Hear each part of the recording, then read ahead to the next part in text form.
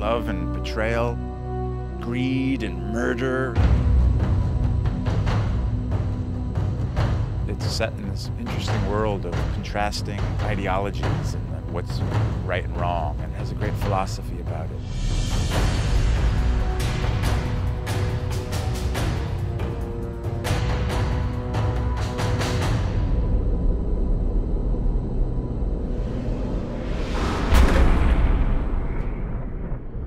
Game of Thrones is about power struggles in a fantasy kingdom called Westeros, and it's about a struggle for the Iron Throne, which is the seat of power in this kingdom. There's a war coming, Ned. I don't know when, I don't know who we'll be fighting, but it's coming. At the core of it, there's a conflict for power between two great houses initially, House Stark and House Lannister. The other major houses are all contenders as well. It's a suitably complicated political situation. The old truth that power corrupts, I think, is very valid, and it shows in this series. You see characters that come into power and how they change. In a way, it's about how people forget to see the bigger picture. There's a common threat that everybody kind of ignores because they're too busy pursuing their own interests. And meanwhile, outside the Seven Kingdoms, two great threats are rising, one across the sea in the exiled Targaryen siblings, and another one far to the north, beyond the Wall, which is the boundary of the Seven Kingdoms, in lands of perpetual ice and cold, where a supernatural threat is stirring.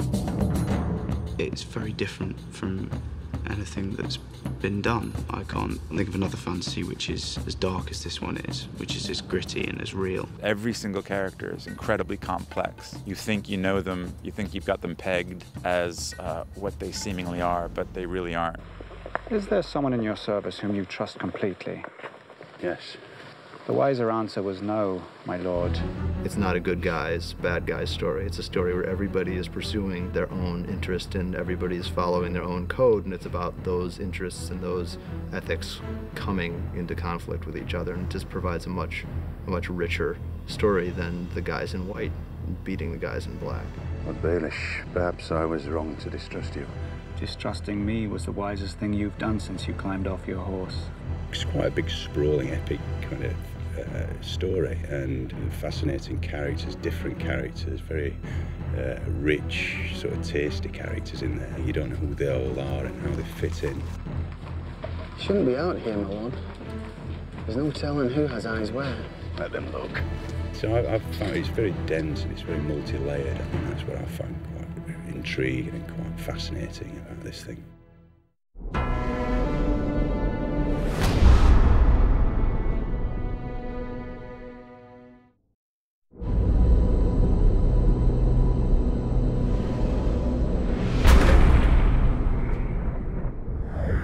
Ned Stark is the center of the series. He's very realistic, quite a pragmatic character. This is fine work. It's not for sale. If his lordship wants the helmet, I made it for me. forgive him, my lord. There's nothing to forgive. He's principled, he has values, and above all, he's very loyal, you know, and that's something that he demonstrates on many occasions. You helped me win the Iron Throne, now help me keep the thing. We were meant to rule together. Ned is the Lord of Winterfell, and he's married to Catelyn Tully. Together they have a number of children. 17 years ago, you rode off with Robert Baratheon. You came back a year later with another woman's son. Jon Snow, he's of an age with Robb, the eldest son, and they're closest brothers. I would say Jon Snow is a young hero in a lot of ways. Well, Lord Snow, it appears you're the least useless person here. Personally, I think there's a hell of a lot of inner turmoil if he's fighting between his ambition to be someone and to make a mark on things. I'm ready. You're not going. You're no ranger, chap. Here. The man gets what he earns. When he earns it. His ambition can and does make him do quite extreme things. The Lannisters are the Queen's family. Robert Baratheon, the king, who wed the daughter of another Grace House, Cersei Lannister. She is the queen of the Seven Kingdoms. She's quite tricky, layered and power mad. She's smart and political. She has a very hard time trusting anyone. You're just a soldier, aren't you? You take your orders and you carry on. I was also trained to kill my enemies, Your Grace. As was I. There's a definite sense with Cersei that if it will further her game of power, she'll get rid of anybody. It doesn't really matter. Jaime, her twin brother, is one of the members of the King's Guard. It would be good to have you on the field. The competition has become a bit stale. I don't fight in tournaments, because when I fight a man for real, I don't want him to know what I can do. He is a soldier and he doesn't care about the politics. He knows the game and he does not want to be directly involved in it. Cersei and Jaime also have another brother, Tyrion Lannister. Tyrion Lannister, because of his size, has had a very complicated upbringing in relation to his father and his sister. He's very well read. He gets 0 powers with physical defenses, so he has to defend himself with his wit and charm. Why'd you read so much? Look at me and tell me what you see. Is this a trick? What you see is a dwarf.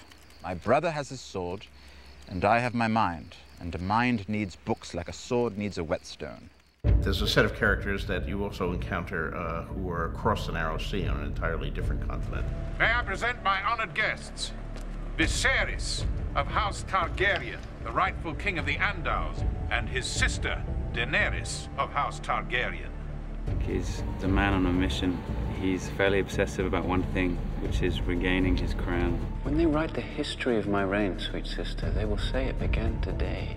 He's very bitter and resentful of the people who took it from him, and he carries a huge burden. His sister is Daenerys Targaryen, also known as Daenerys Stormborn. Tell them to stop. You want the entire horde to stop? For how long?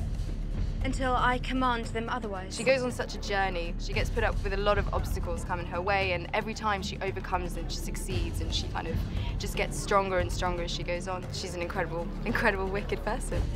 There's plots within plots and wheels within wheels, and many people competing for one seat.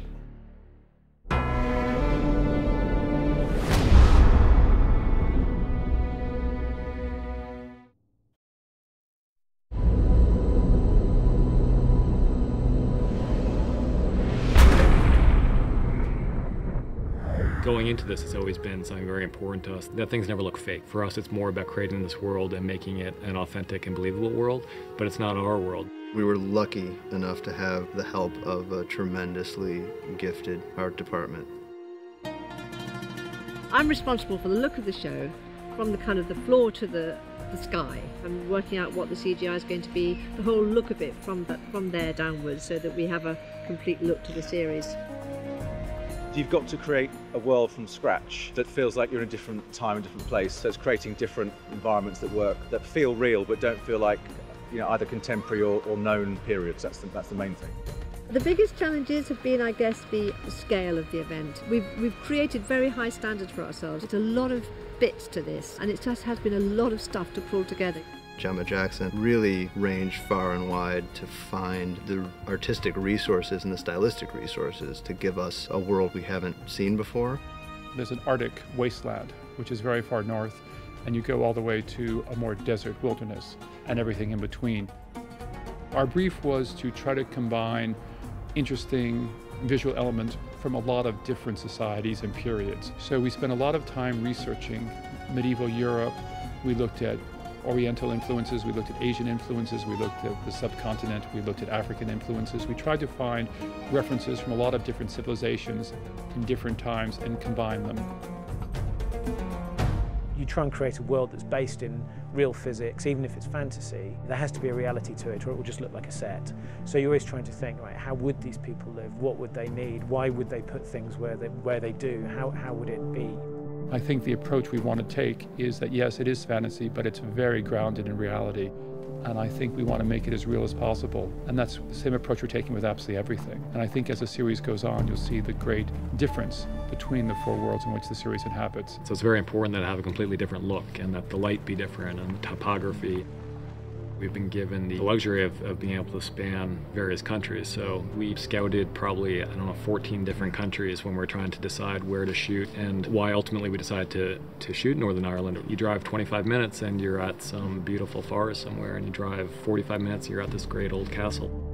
It's a huge scale. Shooting simultaneously in 2 different countries, as Malta and Ireland, is a challenge, but it's great fun. We love it. It's one of the fun things about this show is that we get to make it up. We're not hewing to any particular historical period, absolutely. This is a fantasy series, and that gives us a lot of freedom, and that's part of the fun of it. Fantasy is always bigger. I mean, fantasy is larger and more colorful and more exciting, I think, than history. So you take your inspiration from something in history, you make it much bigger and perhaps more dramatic. It's just the best story. It's fascinating, and there's so many twists and turns, and when you think you've got it figured, it completely changes its mind, and you follow it and you get excited by it. There's real emotion and there's real relationships that you can understand and relate to, and it's just brilliant. It's a wonderful story. This interesting combination of a very real world with an overlay of fantasy is a pretty intriguing combination, and I think it's something that you see nowhere else on television currently. I don't think anybody will do it quite the way HBO does. What do you know about fear? Fear is for the winter, when the snows fall 100 feet deep. Fear is for the long night, when the white walkers move through the woods. When the sun hides for years, and children are born and live and die, all in darkness. That is the time for fear, my lord.